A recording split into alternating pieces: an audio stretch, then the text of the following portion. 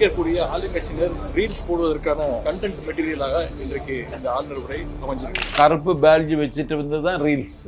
ஒரு எதிர்கட்சி தலைவர் இவ்வளவு மட்டமாகவும் மலிவாகவும் நடந்து கொள்ளக்கூடாது. சட்டப்பேரவை கவர்னர் உரையோடு தொடங்குகின்ற அன்றைக்கு இந்த கருப்பு பேட்ஜ் எதுக்கு கட்டிட்டு வரணும்? ஒரு உண்மை உங்களுக்கு சொல்றேன், இதை பதிவு செய்து கொள்ளுங்கள். 4 ஆண்டுக்கு பிறகு சட்டப்பேரவை கூட்டம் கவர்னர் உரையுடன் தொடங்கிய கூட்டம் சுமூகமாக நடந்தது. 4 ஆண்டுகளுக்கு பிறகு நேற்று தான். ஏற்கனவே 4 ஆண்டு காலத்தில் இருந்த ஆளுநர் RN ரவி, அவன் ஒரு பச்சை சனாதனவாதி. தமிழ்நாடு அரசு தயாரித்து கொடுக்கிற அறிக்கையை தான் ஆளுநர் வாசிக்க வேண்டும். அவர் அதை வாசிக்கவில்லை. அம்பேத்கர் என்ற பெயரை அவர் சுட்டவில்லை. ஆளுநர் உரை வாசிக்கிற அன்றைக்கு சட்டமன்றத்தில் இருந்து வெளிநடப்பு செய்ததை திமுக ஆட்சியில் பார்த்தோம். ஆகவே இந்த அரசை நம்ம எப்படி நடந்து கொள்ளலாம் என்கிற ஒரு துணிச்சல் அன்றைக்கு இருந்த ஆளுநர் RN ரவிக்கு இருந்தது. இன்னைக்கு ஆட்சி அமைத்திருக்கிற விஜய், அவருக்கு இருக்கிற மாளாத செல்வாக்கு ஆளுநருக்கு இந்த அரசோடு மோத வேண்டாம் என்கிற ஒரு நல்லெண்ணத்தை அவருக்கு தந்திருக்கிறது. ஆளுங்கட்சிக்கும் பாஜகவுக்கும் ஒரு இணக்கமான சூழ்நிலை, ஒரு கனெக்ஷன் ஏற்பட்டு விட்டதும் திமுக பாஜக ரகசிய உறவு. விஜய் இல்லை. ஏன்னா காங்கிரஸ் கட்சி எங்களுக்கு ஆதரவு தருகிறது என்ற செய்தி வந்த மாத்திரத்தில் இந்தியாவினுடைய பிரதம அமைச்சர் நரேந்திர மோடி திமுகவின் முதுகில் காங்கிரஸ் குத்தி விட்டதுங்கிறார். நீ ஏன் திமுகவுக்கு வக்காலத்து வாங்குற? நாஞ்சில் சம்பத் சொல்லுகிறேன், திமுகவின் முதுகில் காங்கிரஸ் குத்திவிட்டது என்று நாடாளும் பிரதமர் சொல்வது திமுகவுக்கு முதுகே கிடையாது. நீ இப்ப எப்படி குத்துறது என்று சொல்றது?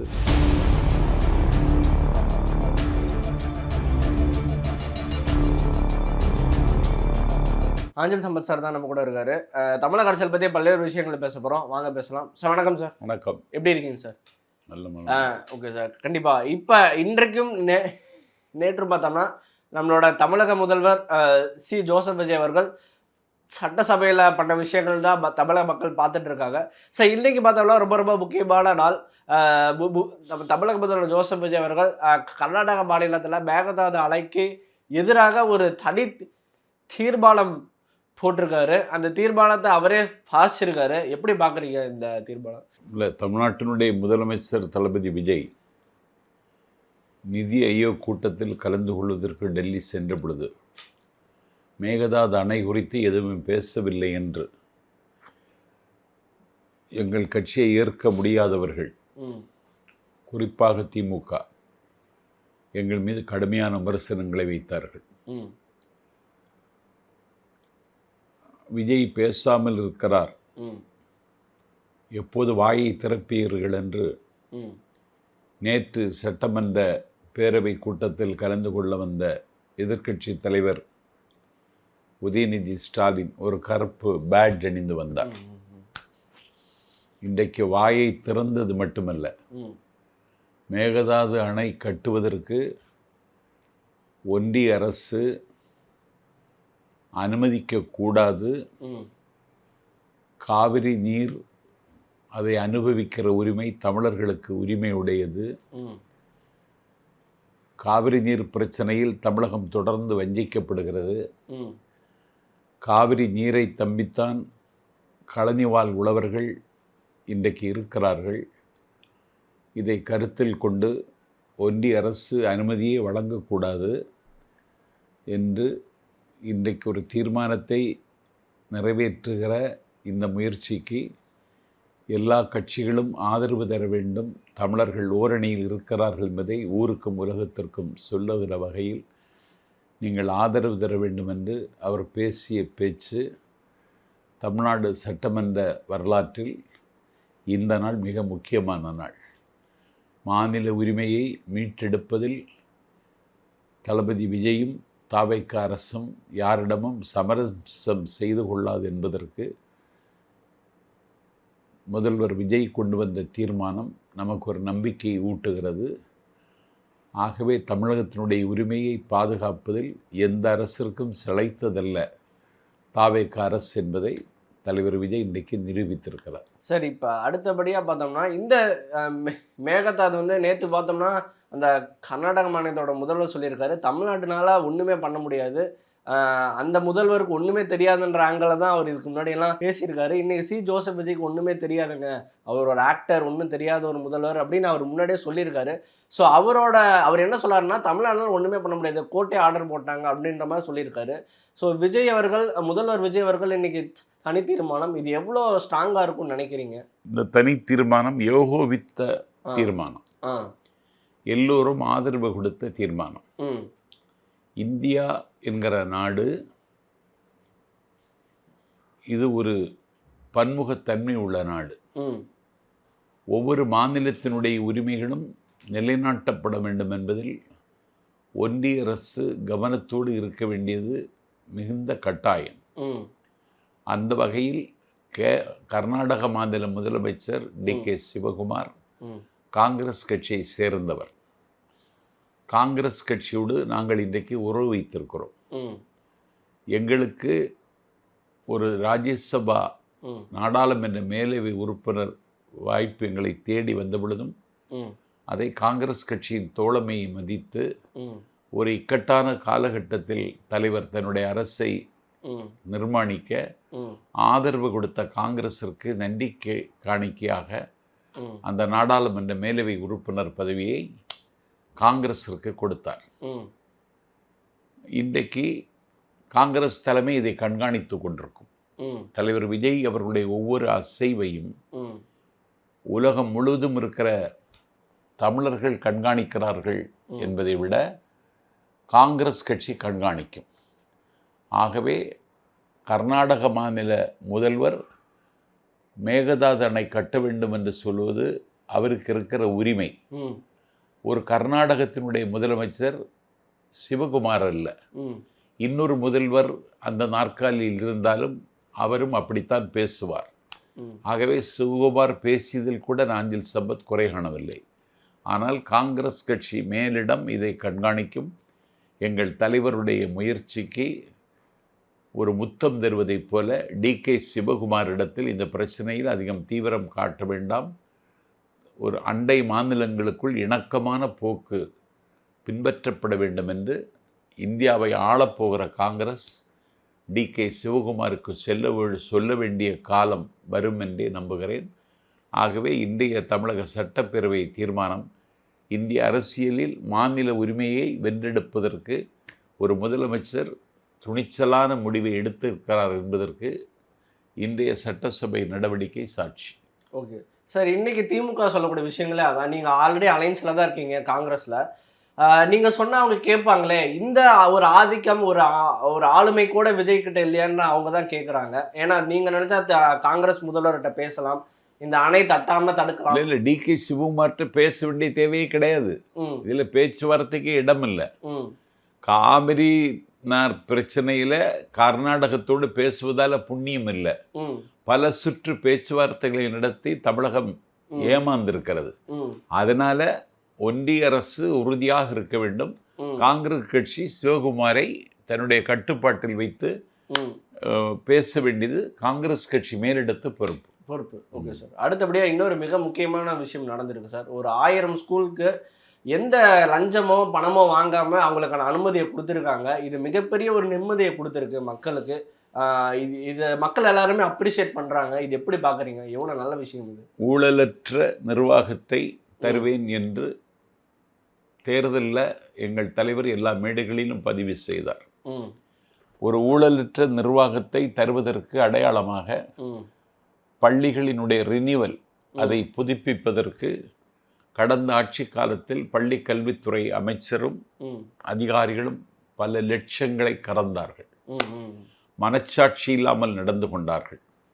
ஒரு பள்ளியை கட்டி முடித்து மாணவர்கள் வருகை பதிவேட்டை உறுதி செய்து ஆசிரியர்களுக்கு சம்பளம் கொடுத்து ஒரு பள்ளியை இயக்குவது என்பது எவ்வளவு கடினம் என்பது எனக்கு தெரியும்.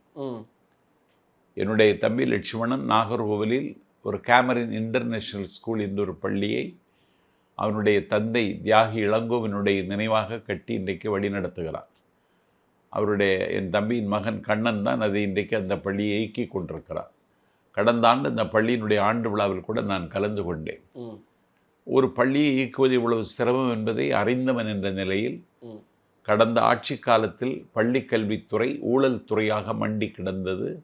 ஊழலற்ற நிர்வாகம் தருவேன் என்று சொன்ன முதலமைச்சர் இன்றைக்கு அதற்கு உத்தரவாதம் தருவதைப் போல எந்த பள்ளி ரினிவலுக்கும் காசு கேட்காத ஒரு பள்ளிக்கல்வித்துறை அமைச்சர், பண்பாளர், என் பாசத்திற்குரிய தம்பி ராஜ்மோகன் இன்றைக்கு இந்தியாவில் இருக்கிற எல்லா அமைச்சர்களுக்கும் ஒரு எடுத்துக்காட்டாக இருக்கிறார். யாரிடத்திலும் காசு பெற்றுக்கொள்ளவில்லை என்பது தமிழ்நாட்டில் இது ஒரு தித்திப்பான செய்தி.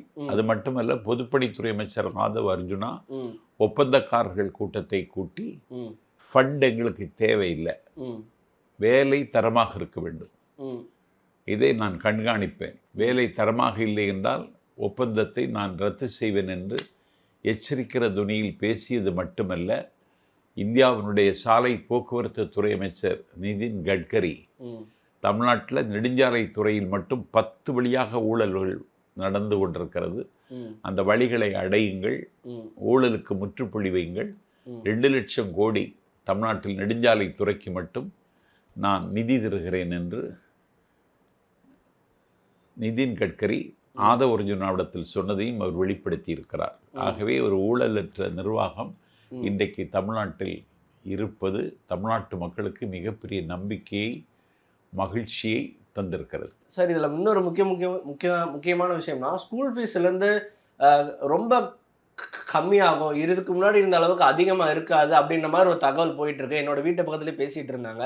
ஏன்னா லஞ்சம் வாங்குறது நிறுத்திட்டாங்கன்றதுனால ஸ்கூல் ஃபீஸ் கம்மியாக வாய்ப்பு இருக்குன்னு சொல்கிறாங்க. ஆமாம், அதுக்கும் வாய்ப்பு இருக்குது. இப்போ அவங்களுக்கு கொடுக்க வேண்டியது இருக்கிறதுனால தான் வாங்க வேண்டியது இருக்குது.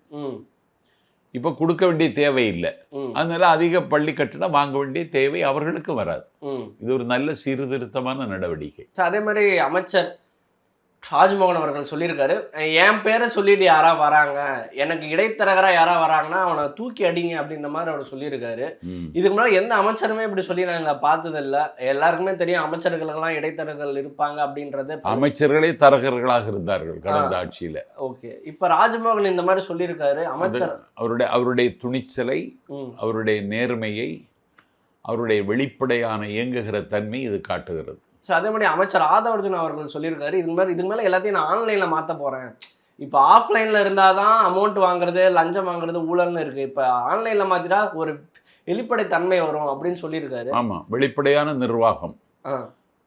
அதைத்தான் தலைவர் விஜய் அவர்கள் தேர்தலில் சொன்னாங்க. ஒரு கான்ஸ்பரன்சியான அட்மினிஸ்ட்ரேஷன், வெளிப்படையான நிர்வாகம், கான்ஸ்பரன்சியாக இருக்குது எங்கள் கவர்மெண்ட்டு. மக்களுக்கு இதில் பெரிய மனநிறைவு. சார், அடுத்தபடியாக சட்டசபையில் நடந்த நிகழ்வுகள்லாம் பார்த்தோம்னா, நேற்று காலையிலே பார்த்தோம்னா உதயநிதி அவர்கள் அங்கே திமுக கட்சியின் எல்லாருமே இந்த கருப்பு பேட்ச் அணிச்சிட்டு வந்தாங்க. இது ஒரு ரீல்ஸ் ஆச்சு அப்படின்னு சொல்லிக்கிட்டு இன்னைக்கு ஆளுநரோட உரை எல்லாமே நீங்கள் ரீல்ஸ் கட் பண்ணி போட்டு தான் யூஸ் ஆகுமே தவிர ஒரு ஆக்கப்பூர்வமான உரை எதுவுமே இல்லைன்னு ஒரு மிகப்பெரிய குற்றச்சாட்டு சாட்டினாங்க. இந்த ஆட்சி எவ்வளோ நாள் போகும் அப்படின்னு தெரியல அப்படின்னு உதயநிதி சட்டசபைக்கு வெளியே வந்து பேசினார். எப்படி பார்க்குறீங்க திமுக செயல்பாடுகள்? இந்த கருப்பு பேட்ஜ் வச்சுட்டு வந்து தான் ரீல்ஸு. ஒரு எதிர்கட்சி தலைவர் இவ்வளவு மட்டமாகவும் மலிவாகவும் நடந்து கொள்ளக்கூடாது. சட்டப்பேரவை கவர்னர் உரையோடு தொடங்குகின்ற அன்றைக்கு இந்த கருப்பு பேட்ஜ் எதுக்கு கட்டிட்டு வரணும்? அப்ப நீ ரீல்ஸை விரும்புகிற, நீ விளம்பரத்தை விரும்புகிற. கவர்னர் வந்தார், ஒரு உண்மையை உங்களுக்கு சொல்றேன், இதை பதிவு செய்து கொள்ளுங்கள். 4 ஆண்டுக்கு பிறகு சட்டப்பேரவை கூட்டம் கவர்னர் உரையுடன் தொடங்கிய கூட்டம் சுமூகமாக நடந்தது. 4 ஆண்டுகளுக்கு பிறகு நேற்று தான்.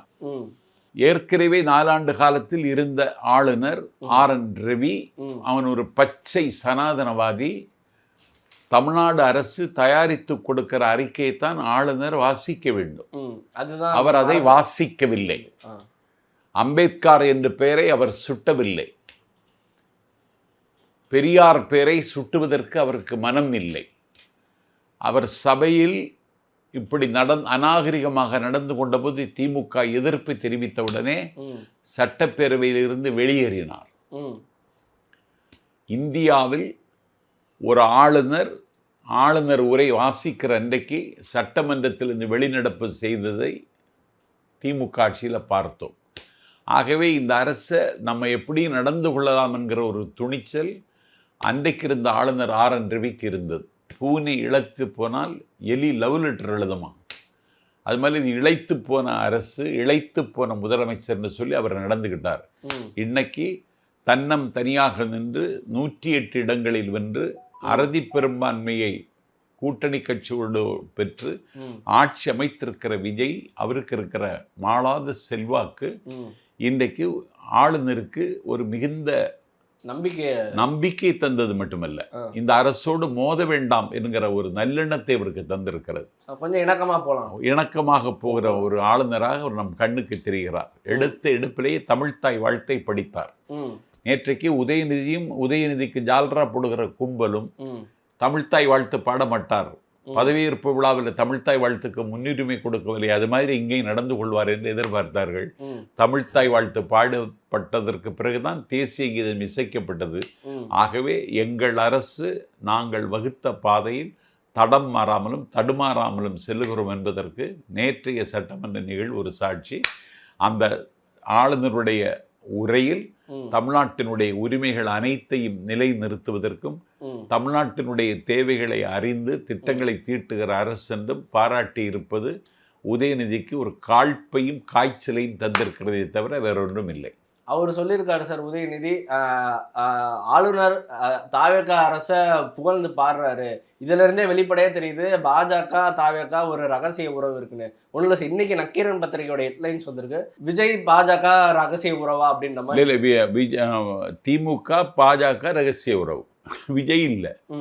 விஜய் வெளிப்படையாகவே நடந்து கொள்ளார், வெளிப்படையாக பேசுகிறார். இன்னைக்கு திமுகவுக்கும் பிஜேபிக்கும் கள்ள உறவு. ஏன்னா